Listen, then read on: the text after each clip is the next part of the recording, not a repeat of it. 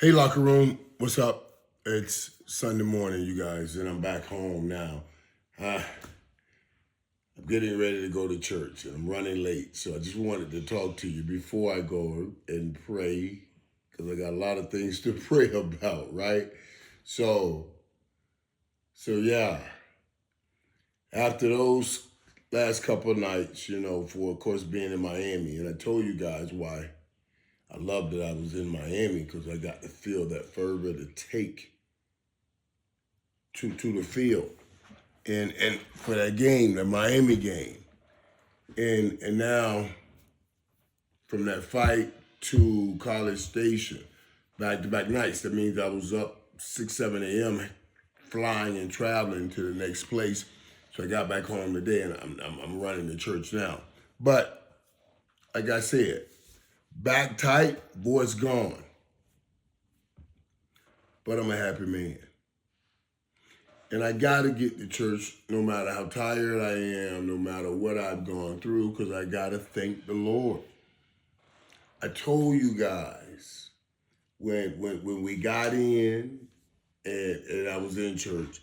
And then I also told you guys when the Cowboys got knocked out of the playoffs basically last week when they lost, I said the best thing I can get out of this, since I'm a God-fearing man, is what the word says, what God would never put more on you than you could bear.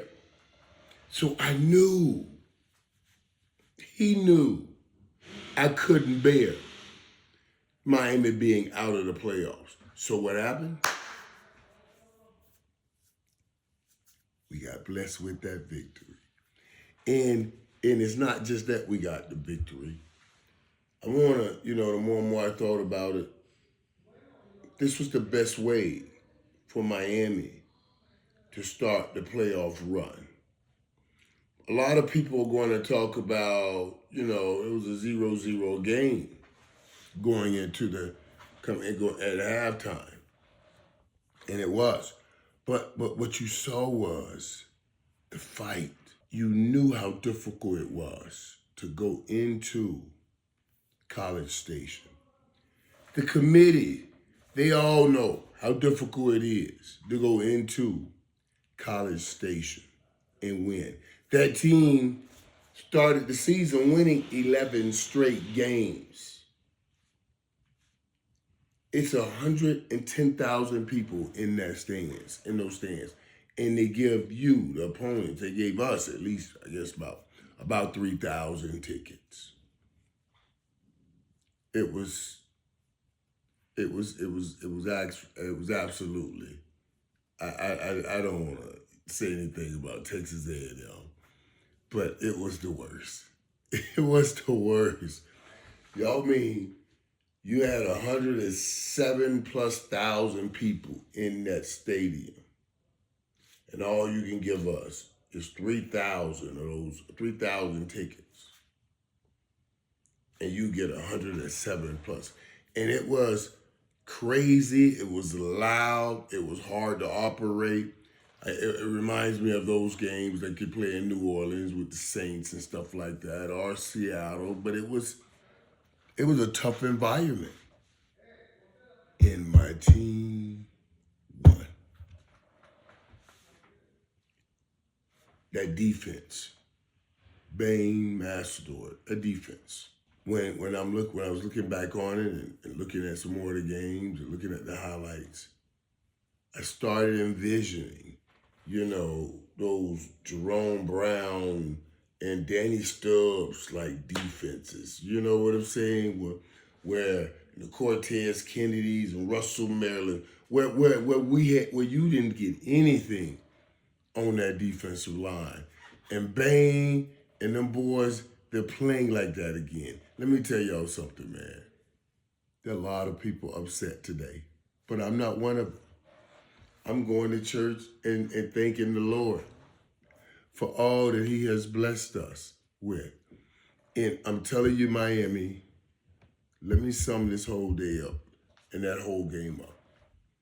That was the best way for our team to get that victory. It was a hard game. It was in the most difficult circumstances and situations, in the most difficult place to play. They only gave you 3,000 out of 100, out of over 110,000 tickets. They only gave you 3,000. The people that I gave tickets to were so high in the stands that, oh my God, it was crazy. I've never given any tickets where the person was at the top of the stadium. That's what they did.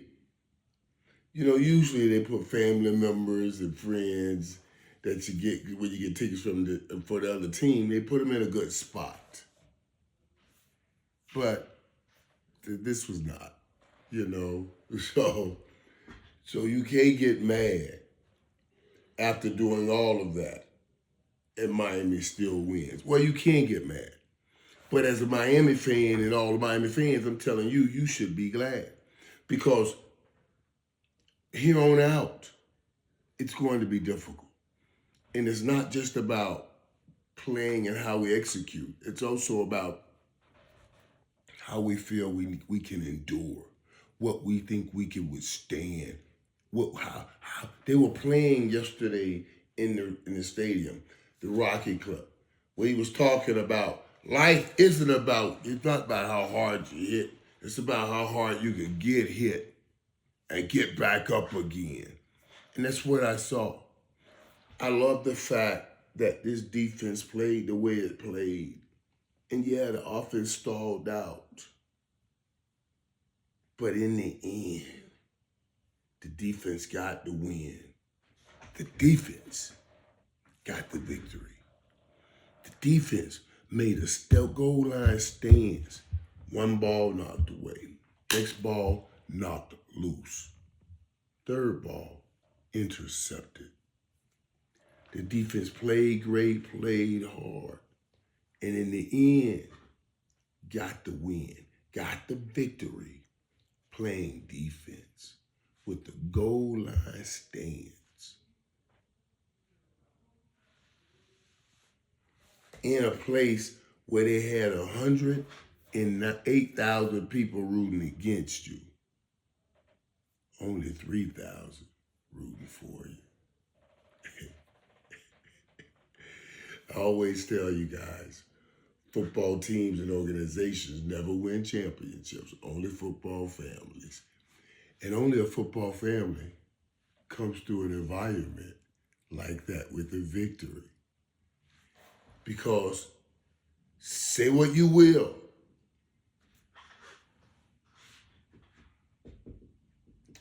I say this.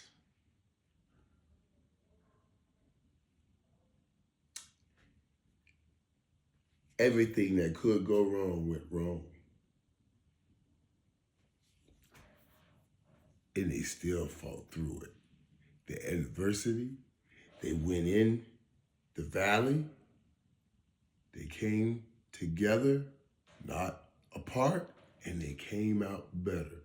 Remember, that's the difference between a championship family and a football organization. A football family, a championship family, since it's paved the road to a championship with peaks and valleys, when they go in the valley, the championship and football family come closer together and come out better. Team and organization pull apart and come out worse. That was a valley. I won't put the rest of it, shadow of death, but you walked me through it.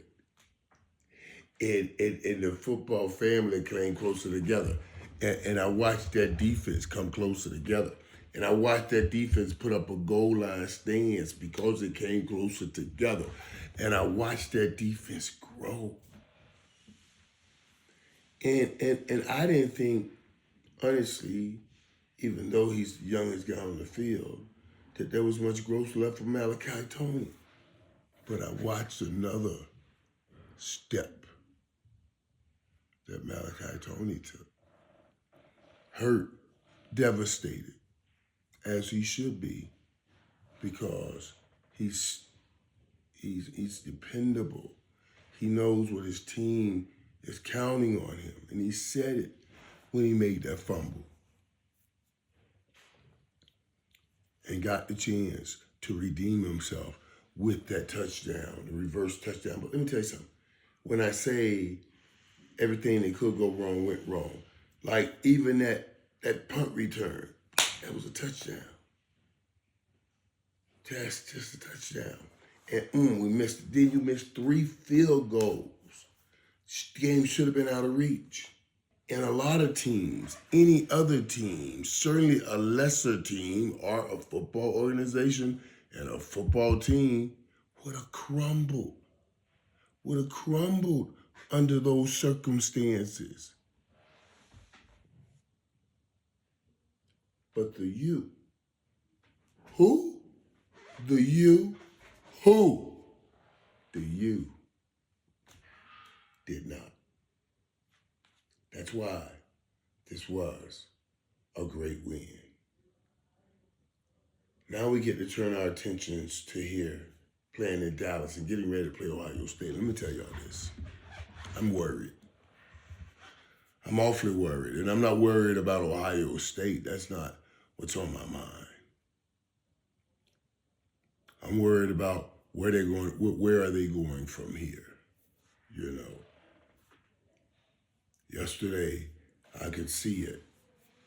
You know, all the CF people with the little pins on, CFP pin.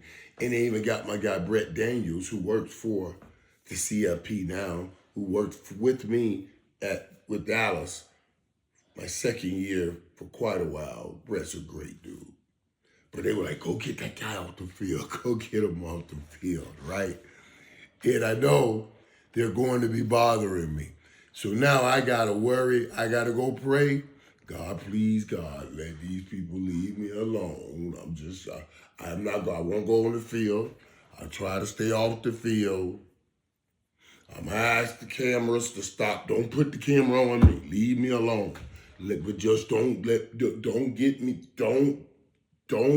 me kicked off the sidelines. I'm going to try to not get myself kicked off the sidelines, but trust me, they're going to be coming up with something because they don't like this.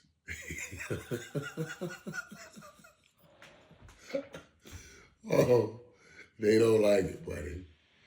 They don't want this. They don't want it. That's why they sent us in to A&M, because they thought, no way we can get out of that 110,000 strong valley.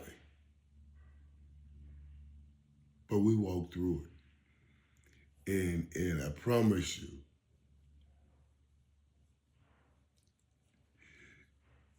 yeah, they're coming. I would be surprised if they're not calling Miami right now saying, well, we don't know. We got trying to put restrictions on things. This will be interesting because they are coming to my city and they are playing. Not in the house that I played in, but certainly the house that my Super Bowls built.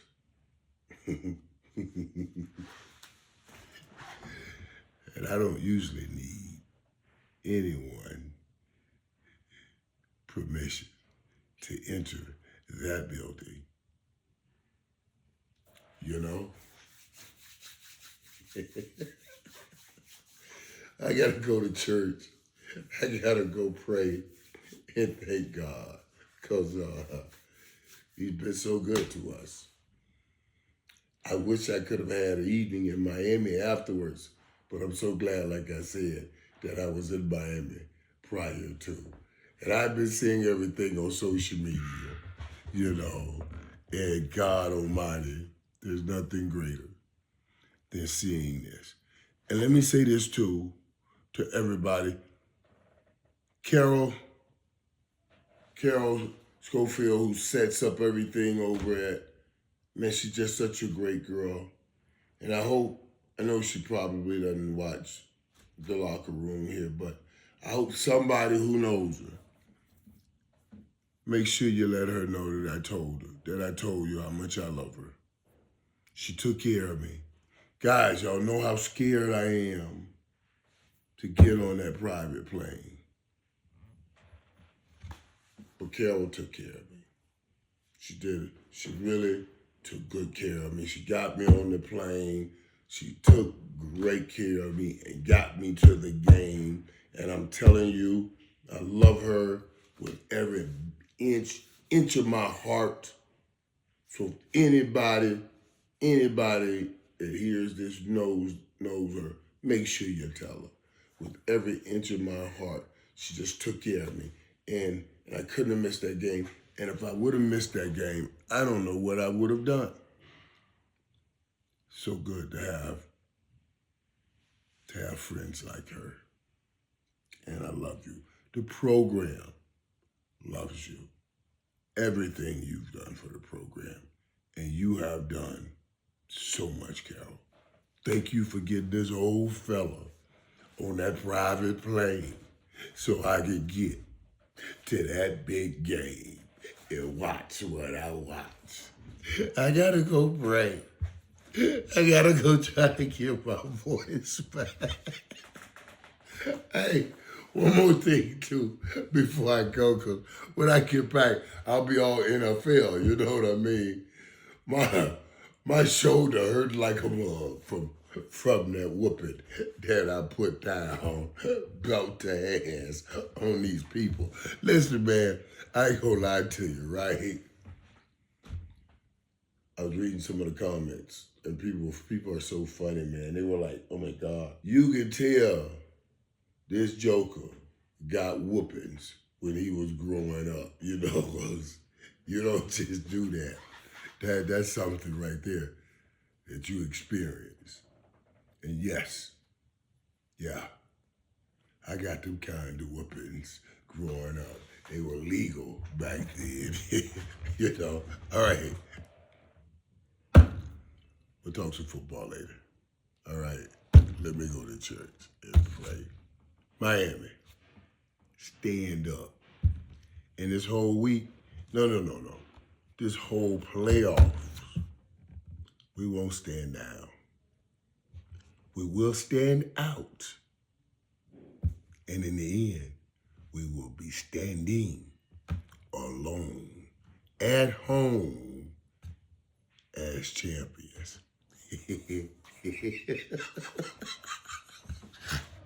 Oh my God. Oh, I gotta get to God. I gotta go.